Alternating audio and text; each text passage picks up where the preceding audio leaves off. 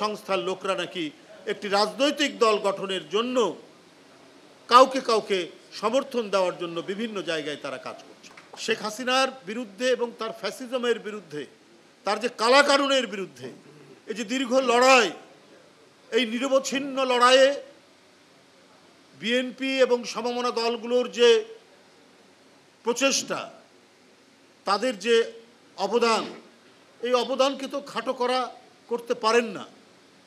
এই তাদের নিরন্তর আন্দোলন সংগ্রামের মধ্যে দিয়ে কত আত্মত্যাগ, এখানে জনপ্রতিনিধি আছেন, এমপি আছেন, এইখানে কাউন্সিলর আছেন, এখানে ছাত্র নেতা আছেন, এখানে অধিকারের অ্যাক্টিভিস্ট আছেন, এনজিও নেতারা আছেন, শ্রমিক নেতা আছেন আমিনুল ইসলামের মতো, কে জীবন দেয়নি? কিন্তু আপনারা এগুলোকে ধর্তব্যের মধ্যে নিচ্ছেন না। আপনারা কোন পথে যেতে চান? আমরা শুনছি যে একটা রাজকীয় দল করার নাকি চেষ্টা চলছে, কিং পার্টি যেটাকে বলে। তো একই তো, মঈনুদ্দিন ফখরুদ্দিনরা যে চেষ্টা করেছেন, শেখ হাসিনা গোয়েন্দাদেরকে দিয়ে যে কাজ করছেন, এখনো তো আমরা সেটা শুনছি। গোয়েন্দা সংস্থার বিভিন্ন লোকরা বিভিন্ন এলাকায় গিয়ে মানুষজনকে বলছে যে অমুক অমুক লোকের সাথে আপনারা যোগাযোগ করুন। এটা তো করতে পারে না। এর জন্য তো এত আত্মদান মানুষ যেটি করেছে তারা তো করতো না। ওই পরিস্থিতি যদি আবার ফিরে আসে যে রাষ্ট্রীয় গোয়েন্দা সংস্থাগুলো কারা কারা নির্বাচিত হবেন, কারা কোন রাজনৈতিক দল করবেন, এইটা যদি নির্ধারণ করে দেন, তাহলে শেখ হাসিনার বিরুদ্ধে লড়াইয়ের কি আর থাকলো? এটার আর কি দাম থাকলো? এর তো আর কোনো দাম থাকলো না। শেখ হাসিনাও এই কাজ করেছে। উনি তৃণমূল থেকে জাতীয় পর্যায় পর্যন্ত গোয়েন্দা সংস্থা দিয়ে তিনি বিরোধী দলের লোকজনকে ধমক দিতেন, চেষ্টা করাতেন যে বিএনপি থেকে তাদেরকে যেন সরিয়ে দেওয়া যায়, তারা যেন আরেকটি রাজনৈতিক দল গঠন করতে পারে, তারা যেন বিএনপিকে ভাঙে।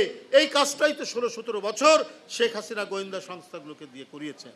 এখন আমরা আবার শুনছি যে গোয়েন্দা সংস্থার লোকরা নাকি একটি রাজনৈতিক দল গঠনের জন্য কাউকে কাউকে সমর্থন দেওয়ার জন্য বিভিন্ন জায়গায় তারা কাজ করছে। এই ঘটনা কিন্তু এদেশের মানুষ মেনে নেবে না। এই দেশে একটি প্রকৃত গণতান্ত্রিক পরিবেশ, যে মানুষ যে দলকে পছন্দ করে তাকে তারা ভোট দেবে, যে মানুষ যে রাজনৈতিক দল গঠন করতে চায় তারা সেইভাবে রাজনৈতিক দল গঠন করবে। এখানে কোনো নির্দেশনা, এখানে কোনো হুমকি, এখানে রাষ্ট্রের কোনো খবরদারি থাকবে না। এইটাই হচ্ছে প্রকৃত গণতান্ত্রিক সমাজ, এটাই হচ্ছে প্রকৃত গণতান্ত্রিক রাষ্ট্র। সেটা না করে আপনার মঈনুদ্দিন ফখরুদ্দিনের মতো, হোসেন মোহাম্মদ এরশাদের মতো এবং শেখ হাসিনার মতো একই কালচার, একই সংস্কৃতির যদি পুনরাবৃত্তি হয়, তাহলে তো মানুষ মনে করবে আরেকটি ফ্যাসিবাদ তৈরির প্রচেষ্টা চলছে। এটা হতে দেওয়া যেতে পারে না। একটি নতুন আইন পাশ করা হয়েছে, সাইবার সুরক্ষা অধ্যাদেশ 2024, যেখানে কারা পাশ করেছেন? অধিকার নিয়ে যারা কাজ করেছেন, এই ধরনের উপদেষ্টাগণ, ছাত্রনেতারা, যারা এই আন্দোলন, জুলাইয়ের আন্দোলন ছিলেন।